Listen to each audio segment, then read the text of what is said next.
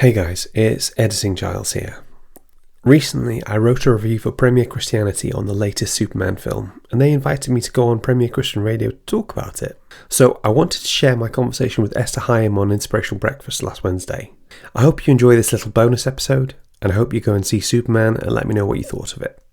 Premier Christian Radio, your voice of hope. Now, it is one of the most iconic superhero lines in the world. Look, up in the sky, it's a bird. It's a plane. It's Superman. Yes, it's Superman. That was a Superman from the 1951 series, but it was created in 1938 and has been a fixture on our screens since 1951. But the latest film in the franchise, if you like, released on Friday, has already earned over $95 million at the box office and is predicted to be the biggest film of the year.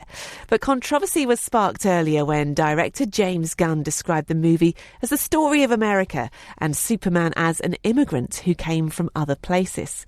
This seems to come amid a bit of a growing trend where filmmakers and major studios are using cinema as a platform for political and cultural commentary.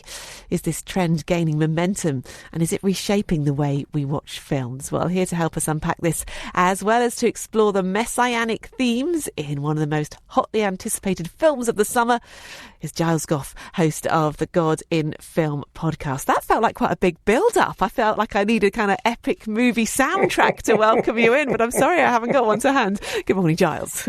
Hi Esther, thanks for having me. So you've been to see it with your wife, who's a Superman superfan. So was it worth the bag of popcorn? Absolutely, 100%. It's been a long time coming, but it was worth every second of it. So tell us first of all about the experience of the movie. We'll dig into the themes in a minute, but what's good about it? What took you on that journey? So, crucially, one of the things to note about this film is it's directed by James Gunn. He's the new head of DC Studios. They've had a few sort of false starts and missteps in terms of how to get their cinematic universe onto the big screen. And he's come to kind of guide it into a more Marvel-friendly kind of world, essentially. So he's obviously the director of the Guardians of the Galaxy films, which already gives you an idea of the quality and the level of fun that you're going to get in his kind of films. And it starts, one of the things that's so enjoyable about it is it's not an origin story. We already know how Clark Kent came to Earth, and if you didn't, my goodness, where have you been paying attention to pop culture for the last 80 years? It gives you a lot of exposition. It tells you he's been on the planet for 30 years. He's just gone into a fight. He's just lost his first fight, and the shot in the trailer of him landing all bruised and broken in the Arctic. That's actually the first shot of the film. One thing that's really enjoyable is the trailer doesn't really give anything away, which is fantastic. And I think crucially, the big difference between this version and the Henry Cavill version, the Zack Snyder version, is it feels a lot lighter. It leans into the silliness. I think one of the key aspects is the fact that Superman wears his trunks on the outside of his outfit again. And that was, apparently they were talking about that. They were trying to work out a way to make it not look ridiculous, not make it look silly. And Zack Snyder was saying, look, there's no way, I had to get rid of it. It just didn't work. And then David Corenswet, the latest actor to play Superman, said, well, maybe they're supposed to look a little silly. Maybe the reason he wears them is to look a little silly, to undermine how powerful he is. And I think that this film kind of does that really well. It doesn't shrink back on how powerful Superman is. He does lose a few fights here and there. He does get smacked around quite a bit, so he doesn't have that kind of Hercules problem of being unbeatable.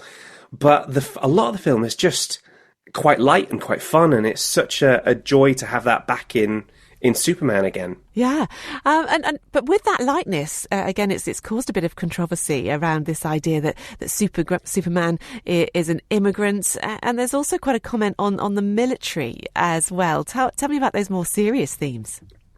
So it's an interesting this one because it's one of those areas where Superman hasn't changed at all, but the cultural conversation seems to have lurched so dramatically to the right because Superman's an immigrant, and he has been since 1938, and there's been no version whatsoever of him that has shied away from that. Different iterations have had him sort of working more closely with the military, and this version has him sort of working quite separately from them. And it's one of those, it's so strange because you have a billionaire on screen who the government subcontracts some of its defense out to. This billionaire, Lex Luthor, played wonderfully by Nicholas Hoult, has his own private prisons in a pocket dimension where he puts people who are criminals or people who've just said nasty things about him, and he sticks them there. So, and also crucially, there's a conflict going on in a sort of unnamed, in a fictional country where it is an incredibly well-armed military going up against an unarmed civilian population. Now, crucially, this script was written back in 2021. They started production in 2022. So none of these things are a commentary on the current American government or the conflict going on in the Middle East. Literally, the world has just gotten a bit more evil, and people are having problems with the fact that Superman still fights evil, it seems. That's really interesting. So maybe there's something prophetic about it as well. We know that cinema is struggling. It's having to depend on big blockbuster franchises and remakes. Do you think there is a bit of a trend of directors, even of these kind of movies, trying to bring some kind of message in as well as all the Hollywood fun games and fireworks?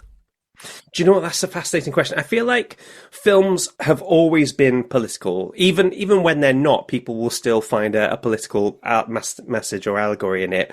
And I think it's not until like the 60s that these things are allowed to be sort of critical of the government.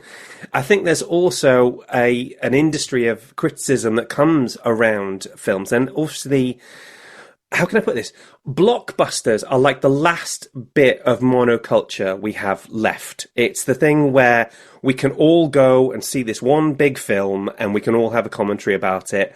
And one of the things you get, obviously, is still you get rage baiting, you get that kind of cottage industry of outrage. In fact, the film makes a joke about it. In the film, there's one point where Lex Luthor points to these rows of like rage monkeys, literally all just typing how much they hate Superman onto the thing and putting it out into the world. So I think politics is always going to be there in some way, shape or form. And I think sometimes people accentuate that just in order to have something to say and to sort of drive their own engagement. Yeah, but as Christians, we like to try and find also the spiritual themes. And of course, you know, there's an obvious comparison to make, isn't there, of someone coming from an outer world to save humankind. How does that stack up in this particular superhero movie? Is Superman a bit like Jesus? Well, in my God in Film podcast, my whole thing is about finding faith parallels in stuff. So this is my golf, essentially. So here's two interesting things. Yes, Superman's like Jesus. We will get to that. But he's also a bit like an Old Testament prophet, a little fellow called Moses. I don't know if you've heard of him. So Moses, obviously, he's born into one family. It's unsafe.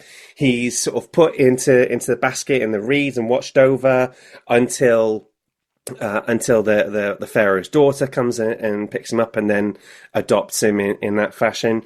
So what we have essentially is a baby being sent away by their parents from what would certainly be total destruction and death.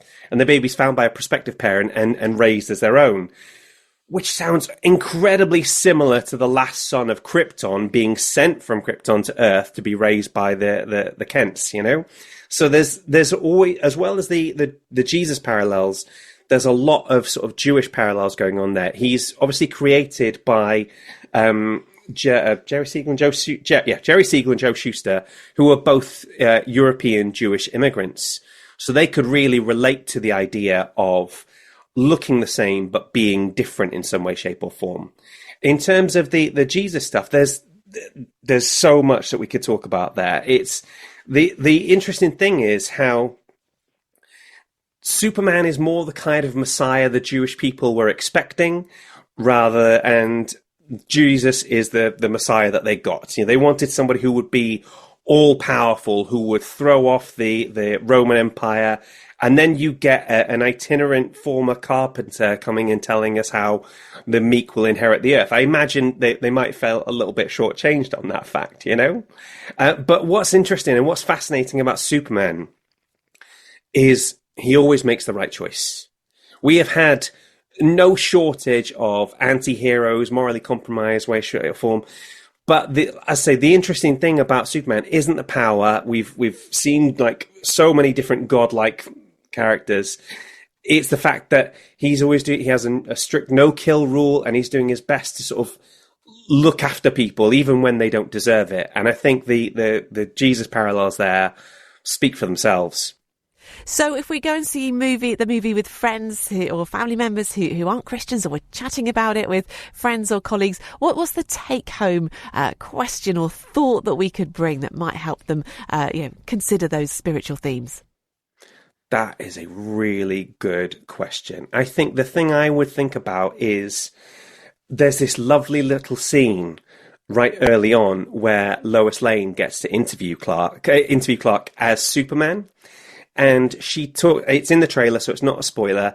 She says to him, you entered a country illegally, you intervened in a military conflict. Did you consult with the president? Did you consult with the Secretary of Defense? And Superman just kind of looks at her bizarre with a befuddled look and just says, well, people were going to die. It was the right thing to do. And I think, in essence, that's what we've just got to ask ourselves. Like, how can I put this? What would Superman do and what would Jesus do are so often the same answer in a lot of situations. There might just be, actually, I don't know if there might be exactly the same amount of flying for all I know, but just less tights involved. Excellent stuff. Thank you for watching it for us, Giles. Sounds like one to watch over the summer. This latest Superman film is out now, and you can hear more from Giles Gough on his God in Film podcast. And you can read his review in detail at Premier Christianity magazine. Just go to premierchristianity.com.